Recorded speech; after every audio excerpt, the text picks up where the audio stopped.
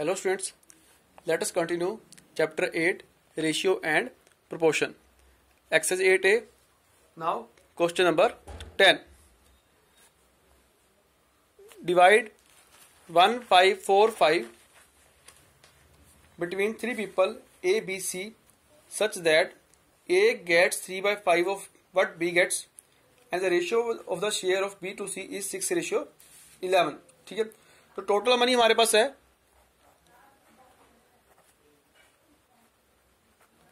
₹1545। इस मनी को हमने 3 पीपल में डिवाइड करना है between 3 people A, B and C. 3 people है ए, बी, सी, इन तीनों में इस मनी को हमने डिवाइड करना है। लेकिन कंडीशन हमें दी हुई है। कंडीशन क्या हमारे पास, जो ए है, ए को कितना मिलना चाहिए? A gets 3/5। 3/5 means 3.5। A gets 3/5। 3/5 means 3.5 of what B gets. A gets 3/5 of what B gets. मतलब A को कितना मिल रहा है? 3/5 of B। ठीक है, A को 3/5 पार्ट मिल रहा है किसका? B का। जितना B को मिल रहा है A को कितना मिल रहा है उसमें से 3/5 पार्ट। इसमें लिखा हुआ है A gets 3/5 of B and आगे भी दिया हुआ है ratio of the share of B to C। B और C की रेशियो दी हुई है। Ratio of share B to C कितना गिवन हमें? 6:11। ये हमें गिवन है 6:11। यहाँ पे हमें दे दिया फ्रैक्शन फॉर्म में A is equal to 3/5 of B and ratio of B and C 6:11। हम इसको भी रेशियो में कन्वर्ट करेंगे A और B को। ठीक है, इसको कैसे करेंगे देखिए, यहाँ पे A is equal to 3/5 B। अब B को नीचे ले आइए, यहाँ पर B इसके साथ मल्टीप्लाई में। जब A के इधर लेके आएंगे, A के पास राइट से लेफ्ट में लेके आएंगे तो डिवाइड में हो जाएगा। तो A upon B is equal to 3.5 और हमें क्या दिया हुआ? B ratio C। इसका मतलब क्या हुआ? इसका मतलब हुआ B अपॉन C, ये होगा 6:11। अभी यहाँ का पहले वाला क्वेश्चन बन गया। देखिए यहाँ पे A अपॉन B की रेशियो आ गई 3.5, B और C की रेशियो आ गई 6:11। ठीक है, तो हमने पहले क्या करना है, दोनों B की जो टर्म्स है उनको सेम कर लेना है। ठीक है, यहाँ पर B डिनोमिनेटर में, यहाँ पर न्यूमिनेटर में, तो दोनों का हम क्या करेंगे? एलसीएम ले लेंगे पहले। ठीक है, दोनों को सेम करना है। 6 और 5 का LCM, you know LCM of 6 and 5 is 30, you can find it easily. तो इन दोनों का एलसीएम आ गया 30, तो A अपॉन B कितना आ जाएगा? 3.5 मल्टीप्लाई। ठीक है, तो इसको किससे मल्टीप्लाई करेंगे ताकि B को 30 बनाना है हमने। एलसीएम इन दोनों का कितना आ गया? 30 आ गया हमारे पास। अब यहां भी हमने 30 बनाना है, यहां भी 30 बनाना है, तो हम क्या करेंगे? दोनों को 6/6 से मल्टीप्लाई करेंगे, न्यूमिनेटर एंड डिनोमिनेटर को। 6 × 3 is 18 and 6 × 5 is 30। And also next B upon C 6:11, इसको भी 5/5 से मल्टीप्लाई कर देंगे। 5 × 6 is 30, 11 × 5 is 55। तो हमारे पास क्या आ गया? A ratio B ratio C, तीनों की रेशियो आ गई 18:30:55। इन दोनों को कॉमन ले लेंगे 30 को, तो A ratio B ratio C आ गया 18:30:55। अब देखिए, अब हम तीनों में मनी डिवाइड करेंगे। हमारे पास तीनों की रेशियो आ गई, तीनों में मनी डिवाइड करेंगे। तो ये हमने पहले क्वेश्चन किया था, एक क्वेश्चन नंबर था हमारा 5th।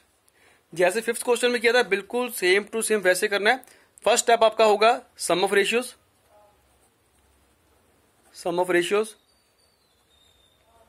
आपने इन तीनों को प्लस कर लेना है, 18 + 30 + 55। ठीक है, इजीली आपके पास सम आ जाएगा जो भी आएगा। उसके बाद A का शेयर कितना होगा? A शेयर, A को कितना मिल रहा है? 18 रेशियो है, 18 अपॉन जो भी इनका टोटल आएगा उसको अपॉन लिख लेंगे, मल्टीप्लाई बाय टोटल मनी कितना है? 1545। सेम ऐसी B का कर लोगे। B का शेयर कितना आएगा? 30 अपॉन जो भी इनका टोटल आएगा, टोटल मल्टीप्लाई बाय 1545। सेम ऐसी C का हम निकाल लेंगे। Now you can find it easily. ठीक है, तो नेक्स्ट देखिए, अब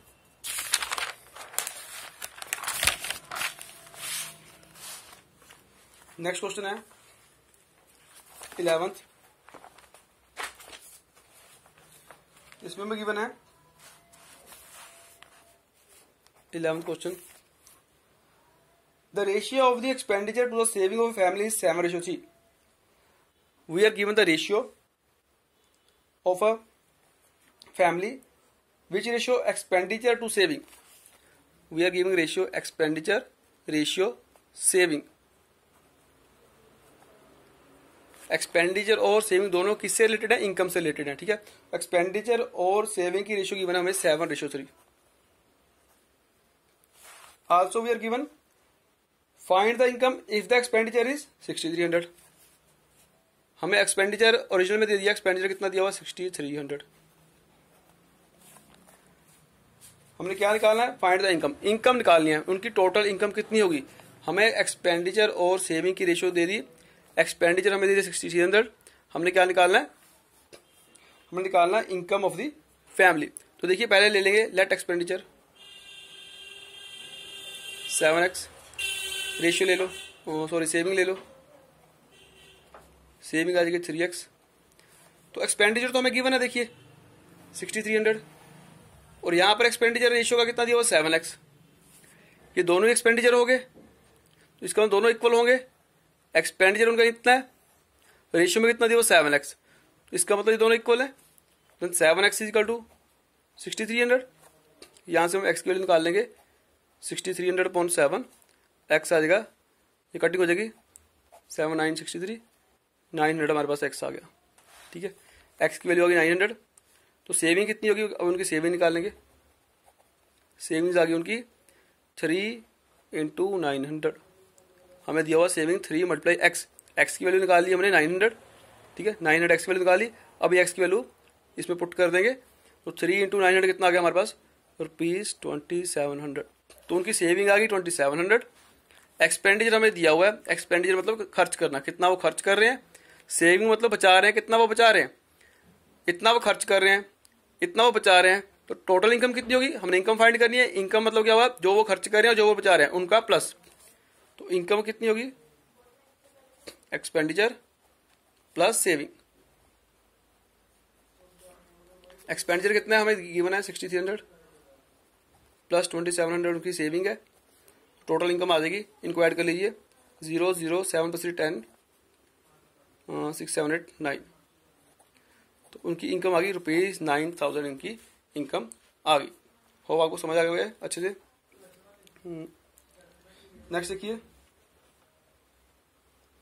क्वेश्चन नंबर 12।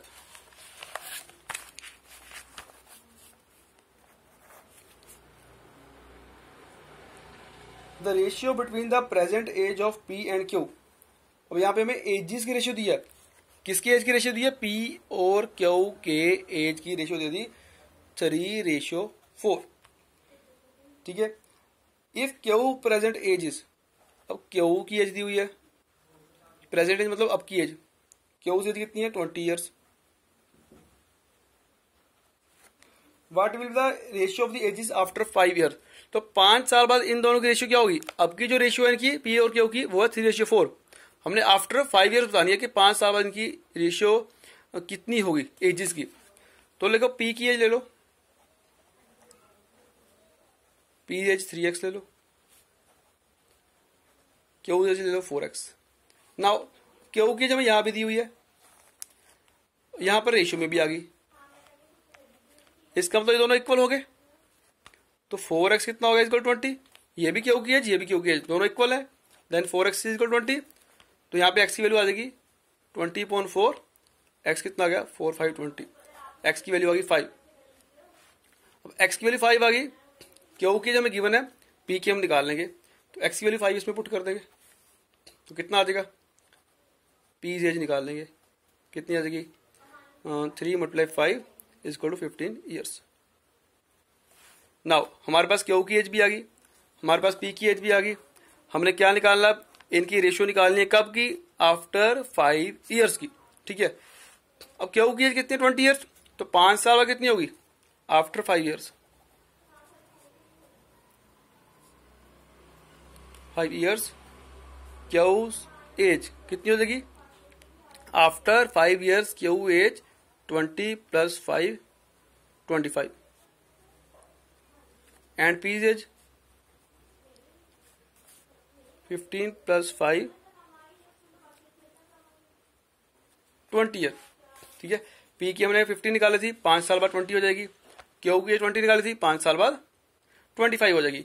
अब रेशियो किसकी निकालनी है, पी और क्यू की, ठीक है। After 5 years, ratio after 5 years, P और क्यू की निकालनी है। पहले पी आएगा 20:25, इसको आप सीधा भी कट कर सकते हैं या इसको डिवीजन में लेके कट कर सकते हैं। 20/25 कटिंग कर दो, 5 और 20, 5 और 25, तो हमारे पास रेशियो आ गई 4:5। ये आ गया हमारा आंसर। तो 5 ईयर्स बाद उनकी रेशियो कितनी हो जाएगी, 4:5। नेक्स्ट देखिए 13 क्वेश्चन।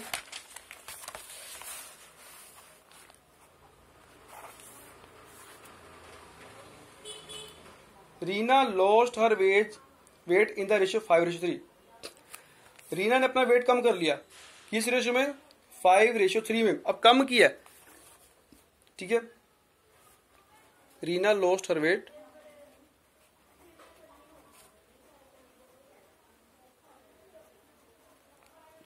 इन रेशियो की मैंने 5:3। उसने वेट कम किया, मतलब पहले उसका वेट ज्यादा था, कम किया। तो पहले उसका रेट कितना था, कोई 5 का मल्टीपल होगा। अब उसका वेट कितना है, कोई 3 का मल्टीपल आया होगा, ठीक है। तो पहले वेट था 5, अब वेट है 3 का मल्टीपल, ठीक है। कम किया, ठीक है, मतलब अब उसका वेट, पहले वेट था 5, अब होगा 3। तो ओरिजिनल वेट, तो ओरिजिनल वेट मतलब क्या हुआ, जो पहले था, जो उसका ओरिजिनल वेट था, हमें गिवन है ओरिजिनल वेट। तो ओरिजिनल वेट कितने है,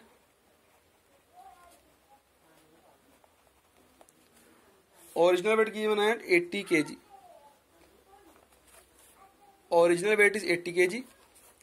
मतलब क्या हुआ, जो 5 का मल्टीपल था वो 80 kg है। ओरिजिनल वेट मतलब जो 5 था, तो उसको एक्स में ले लेंगे। Late original wait